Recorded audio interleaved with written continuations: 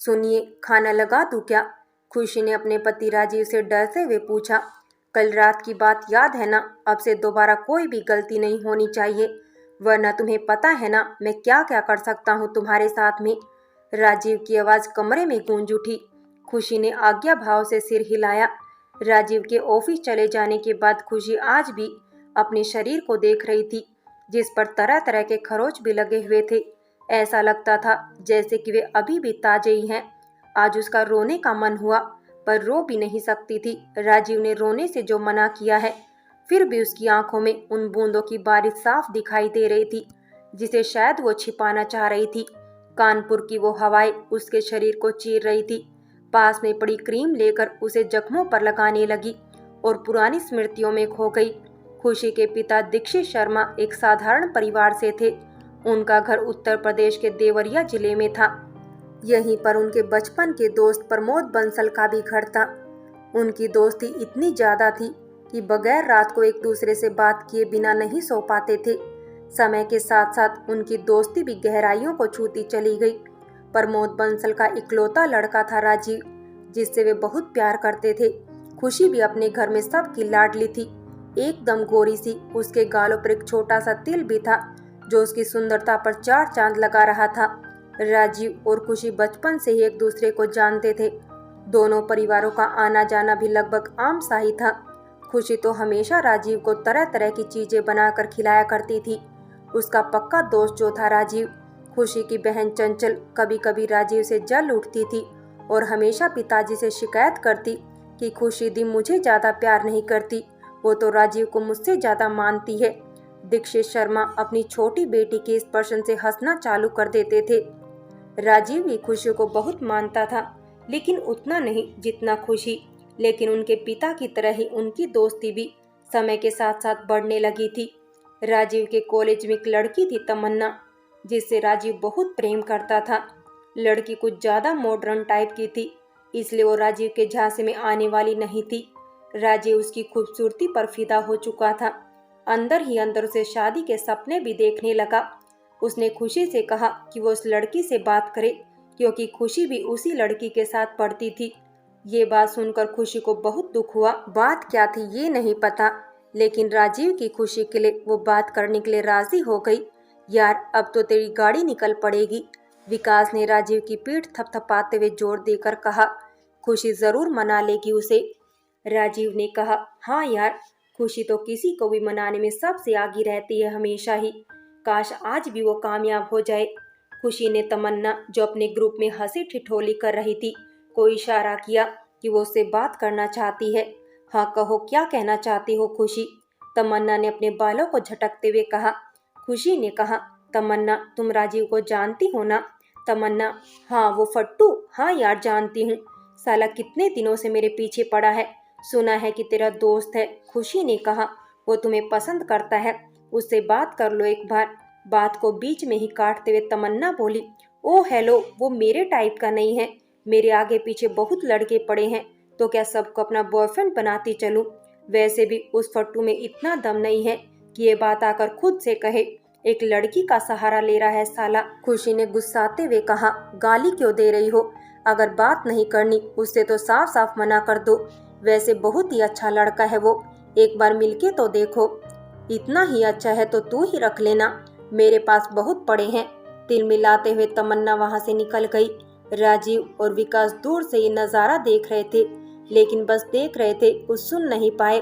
खुशी के आने पर राजीव ने उसका हाथ पकड़ लिया और बोला, क्या हुआ, क्या कहा उसने? खुशी ने ना में सिर हिलाया।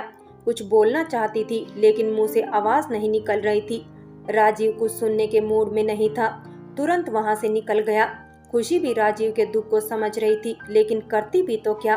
कितना कुछ सुनाया था तमन्ना ने उसे, अगर सब कुछ बताती तो कितना दुख होता।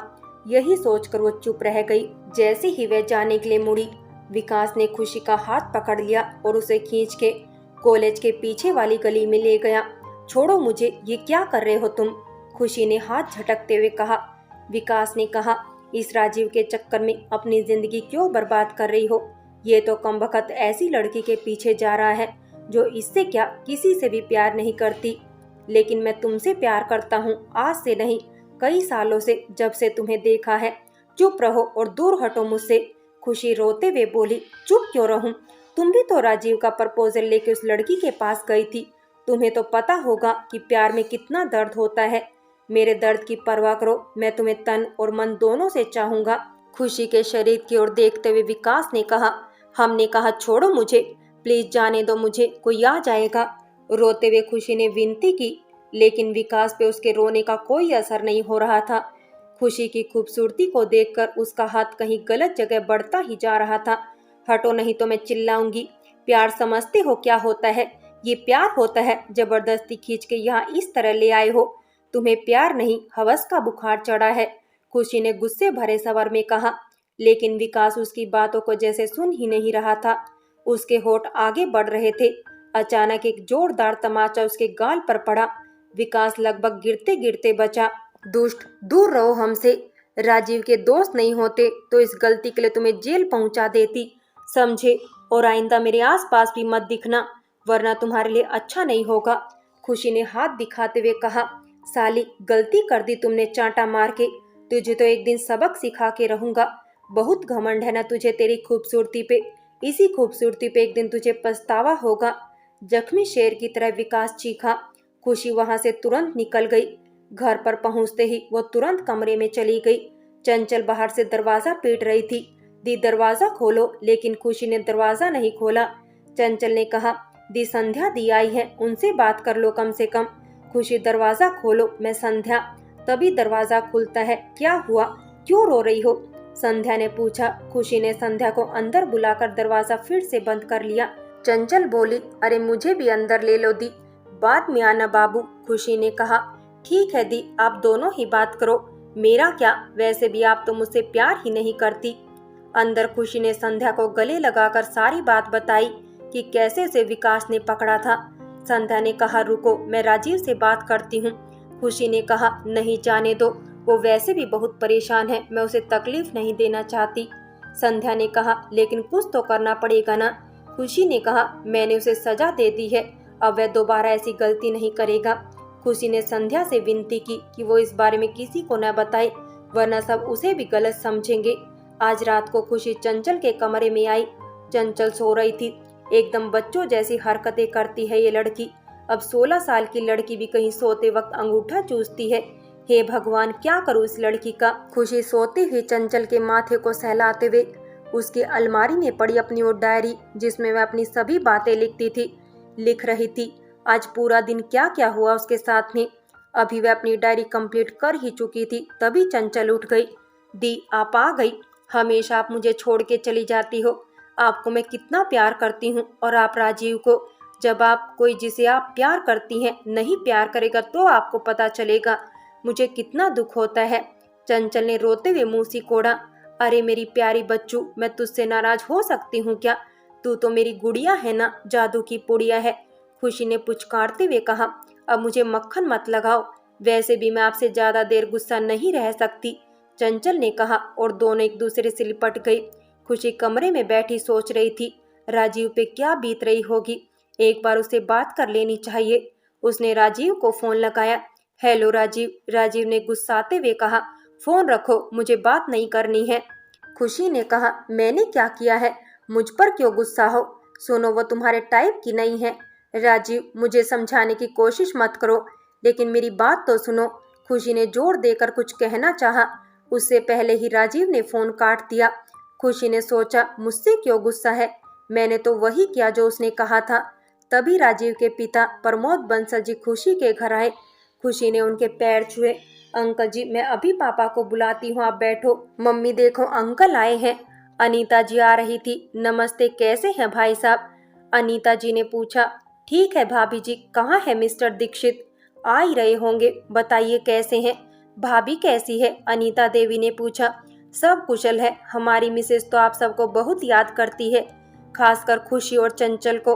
हंसते हुए उन्होंने कहा, तो लाना चाहिए था ना। अनीता देवी ने कहा, अरे वो बाद में आ जाएगी, शायद कुछ काम था उन्हें।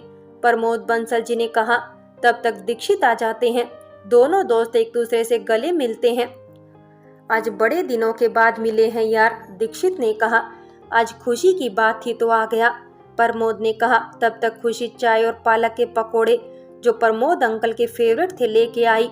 बातें बाद में करिएगा, आप लोग पहले खा लीजिएगा, खुशी ने जोर देकर कहा। दीक्षित ने कहा, मेरी बेटी का ऑर्डर है, अब तो खाना ही पड़ेगा। सब हंसने लगे। मैं भी खाऊंगी, चिल्लाते हुए चंचल भी दीक्षित के कंधे पर झूल गई। अरे देख रहे हो प्रमोद, ये मेरी ऐसी लड़की है जो इतनी बड़ी हो गई लेकिन काम बिल्कुल बच्चों जैसा है।